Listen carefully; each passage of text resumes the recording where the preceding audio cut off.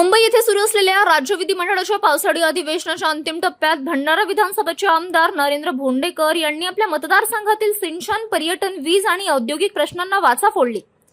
कलम 292 अंतर्गत विविध मुद्दे उपस्थित करत त्यांनी शासनाचे लक्ष वेधले आणि प्रलंबित कामे तातडीने मार्गी लावण्याची आग्रही मागणी केली। नियम 292 अन्वये अंतिम आठवड्या प्रस्तावावर मी बोलण्यासाठी उभा आहे। अध्यक्ष महोदय, भंडारा जिल्ह्यामध्ये जलसंपदा गोसेखुर्द मोठा प्रकल्प, राष्ट्रीय प्रकल्प आहे। अध्यक्ष महोदय, यामध्ये अत्यंत महत्त्वाचा माझ्याकडे पेच प्रकल्पामधून आमच्या भंडारा आणि मोहाडी दोन तालुक्यामध्ये पाणी येते। अध्यक्ष महोदय, ह्या 80 किलोमीटर असल्यामुळे टेलवरती पाणी येत नाही आणि त्याच्यामुळे सांगवारी धाबा ही योजना आम्ही शासनाकडे प्रस्ताव दिला होता आणि तो मंजूर पण झाला। अध्यक्ष महोदय, आणि त्याच्या अंतिम टप्प्यामध्ये आहे। अध्यक्ष महोदय, ह्यामध्ये अध्यक्ष महोदय जवळपास 7000 हेक्टर जागा भंडारा आणि मोहाडी तालुक्याचा त्याचा फायदा होणार आहे। अध्यक्ष महोदय, कारण बॅकवॉटर गोसेखुर्दचं पाणी आमच्या जवळ आहे आणि आतापर्यंत आम्हाला 80 किलोमीटरपासून पाणी लागत होतं। अध्यक्ष महोदय, या प्रकल्पामुळे जवळपास 50 ते 60 गाव या गावांचा फायदा होणार आहे भंडारा आणि मोहाडी तालुक्याचा। अध्यक्ष महोदय, दुसरी अध्यक्ष महोदय, तिरी आणि मिन्सी यामध्ये गोसेखुर्दमधून काही गाव सुटले होते, ते 17 ते 18 गावे आहेत। अध्यक्ष महोदय, या गावामधून पवनी तालुक्याची तील जवळपास 17 ते 18 गावा 4000 हेक्टरचा याच्यामध्ये नेरला उपसा सिंचनामधून जो सेव्हिंग झाला होता त्यामधून ही योजना आम्ही केली होती। अध्यक्ष महोदय, याच्यासुद्धा अंतिम टप्प्यामध्ये आहे। अध्यक्ष महोदय, तिसरी योजना अध्यक्ष महोदय, जी नळगंगा वैनगंगामधून जे पूर्व विदर्भापासून तर पश्चिम विदर्भाला जोडणारी ही अत्यंत महत्त्वाकांक्षी प्रकल्प माननीय मुख्यमंत्री महोदयांनी केलेला आहे। अध्यक्ष महोदय, मी ह्या सरकारचं अभिनंदन करेल आणि विशेषतः मुख्यमंत्री महोदयाचं अभिनंदन करेल की ह्या योजनेमध्ये आमचे जे धारगाव टप्पा 1 टप्पा 2 हे दोन्ही गावामध्ये भंडारा लाखनी साकोली ह्या गावांचा मोठ्या प्रमाणात शेतकऱ्यांचा फायदा होणार। अध्यक्ष महोदय, ह्या गोसेखुर्द एवढं मोठं असताना सुद्धा ह्या अनेक गावं सुटलेली होते। ह्या संपूर्ण गाव आमच्या भंडारा जिल्ह्याच्या फायद्यासाठी, शेतकऱ्यांना त्यांच्या हितासाठी, त्यांनासुद्धा एवढं मोठं गोसेखुर्द राष्ट्रीय प्रकल्प असल्यामुळे यांनासुद्धा 12ही महिने पाणी मिळेल अशी शेतकऱ्यांची जी मागणी होती ती मागणी शासनाकडून मान्य झालेली आहे। अध्यक्ष महोदय, फक्त एवढंच आहे की लवकरात लवकर त्याचा बाकी सगळे प्रोसेस होऊन लवकरात लवकर त्याची सुरुवात व्हायला पाहिजे।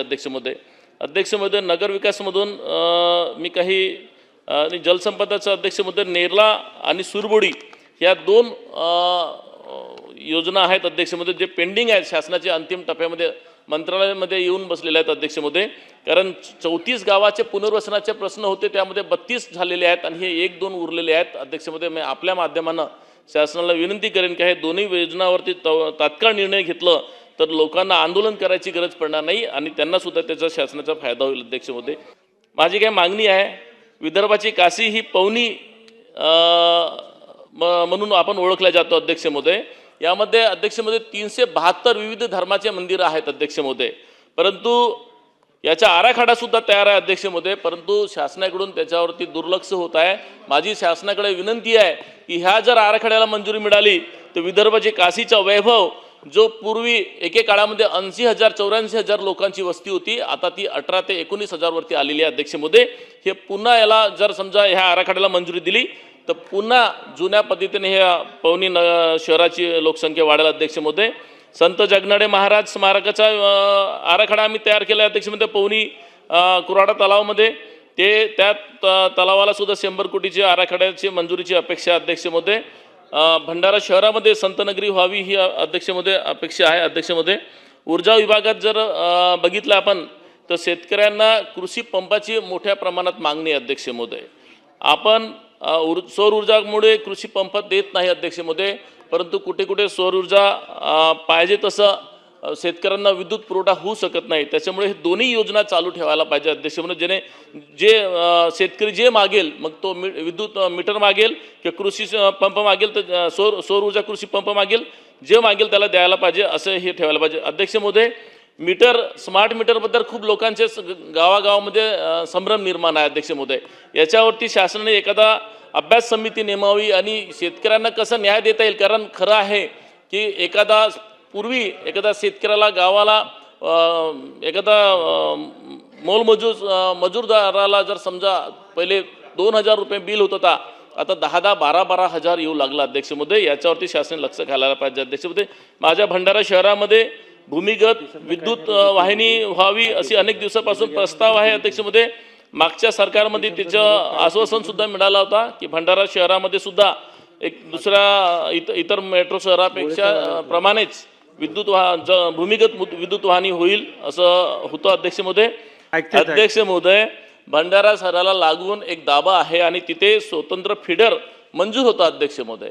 परंतु झालं काय, अधिकाऱ्यांच्या चुकीमुळे तो फीडर बदलून गोंदियाला नेण्यात आला अध्यक्ष महोदय. परंतु त्या फीडर दाबायला अनेक दिवसापासून आमची मागणी होती, ती मंजूर सुद्धा झाला.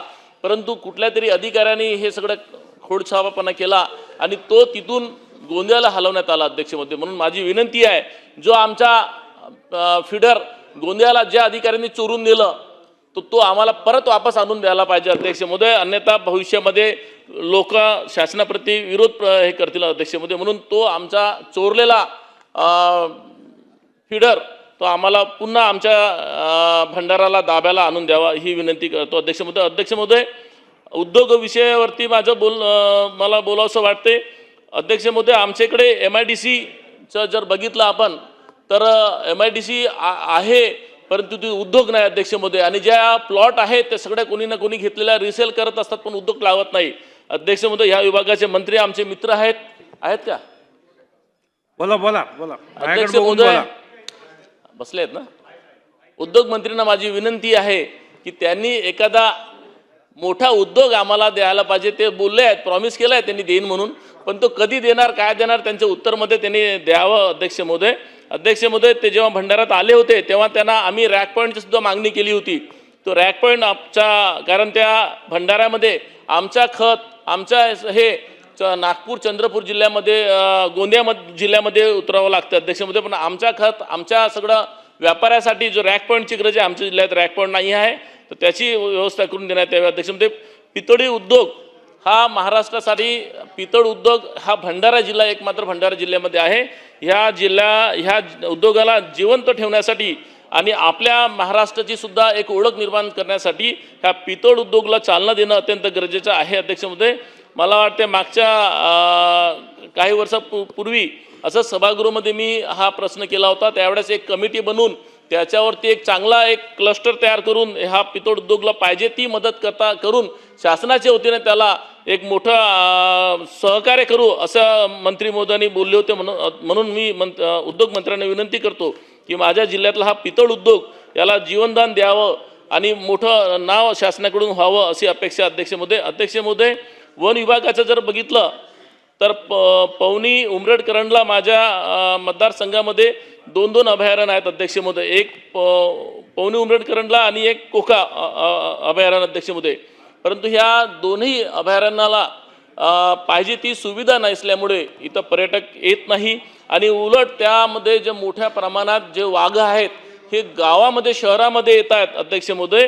आणि याच्यामध्ये दरवर्षी लोक दगावल्या जातात, ॲक्सिडेंट होत राहतात, अटॅक होत असते अध्यक्ष महोदय. माझी मंत्री महोदयांना विनंती आहे की मागच्या अधिवेशनमध्ये मंत्री महोदयांनी बोलले होते वन मंत्र्यांनी की आम्ही त्यांना चॅनल फेन्सिंग देऊ आणि प्रोटेक्ट करू जेणेकरून गावात येणार नाही, जेणेकरून लोकांना हानी होणार नाही. तर अन्य मंत्री महोदयांना माझी वन मंत्र्यांना विनंती आहे की ते लवकरात लवकर मंजूर करावं. त्याचा प्रस्ताव सुद्धा इकडे आलेला आहे.